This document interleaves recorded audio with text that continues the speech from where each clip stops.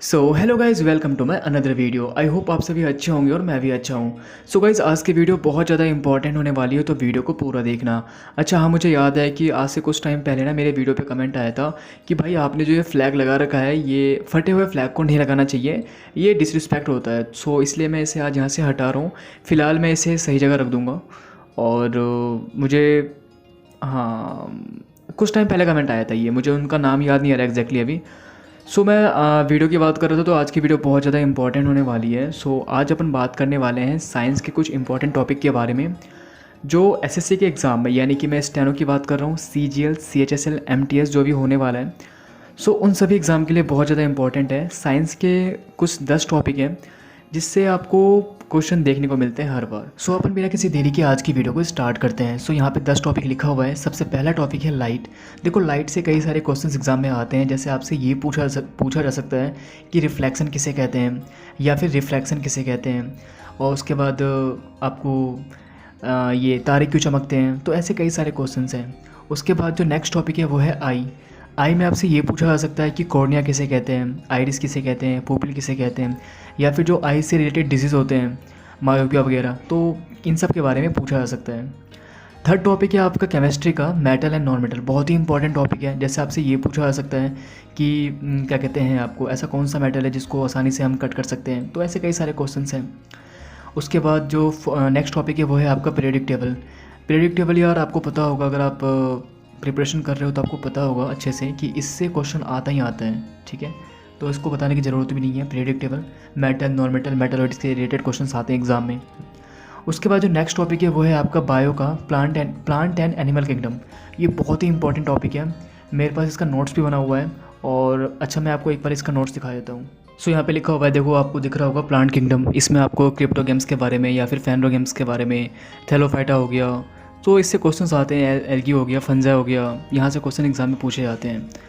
सो इसमें दो टॉपिक हैं, एक तो हो गया आपका प्लांट किंगडम और एक हो गया एनिमल किंगडम। सो ये जो आपको मैं अभी, आप जो स्क्रीन पे देख रहे हो ना, तो ये है आपका प्लांट किंगडम। और जो भी मैं आपको सेकंड चैप्टर दिखाता हूँ, ये कौन सा है, ये एनिमल किंगडम है।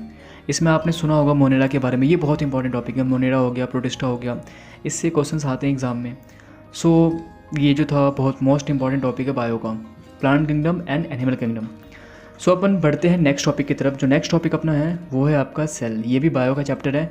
सेल में आपसे ये पूछा जा सकता है कि मतलब पावर हाउस ऑफ सेल किसे कहा जाता है, या फिर साइटोप्लाज्म के बारे में, या फिर न्यूक्लियस के बारे में, या फिर इंडोप्लाज्मिक रेटिकुलम के बारे में, राइबोसोम के बारे में। तो इनसे क्वेश्चन आते हैं एग्जाम में। सो अपना जो नेक्स्ट टॉपिक है वो है विटामिन। आपने विटामिन के बारे में ज़रूर पढ़ा होगा, बायो का चैप्टर है। मतलब विटामिन ए का साइंटिफिक नेम कौन सा है, या फिर विटामिन बी का कौन सा नाम है, मतलब साइंटिफिक नाम। सो ऐसे क्वेश्चंस आते हैं, कौन सा विटामिन फैट सोल्यूबल है, या फिर कौन सा विटामिन आपको वाटर सोल्यूबल है। तो ऐसे क्वेश्चंस एग्जाम में पूछे जाते हैं। सो आपका जो नेक्स्ट टॉपिक है वो है आपका केमिस्ट्री का टॉपिक, बहुत मोस्ट इंपॉर्टेंट टॉपिक है। और उस टॉपिक का नाम है एसिड, बेस एंड सॉल्ट। इससे कई सारे क्वेश्चंस एग्जाम में पूछे जाते हैं। जैसे आपसे ये पूछा जा सकता है कि एसिड का जो टेस्ट होता है वो कैसा होता है। उसके बाद जब हम एसिड और मेटल को आपस में रिएक्ट करते हैं तो फिर क्या रिएक्शन आता है, या फिर कौन सी गैस रिलीज होती है।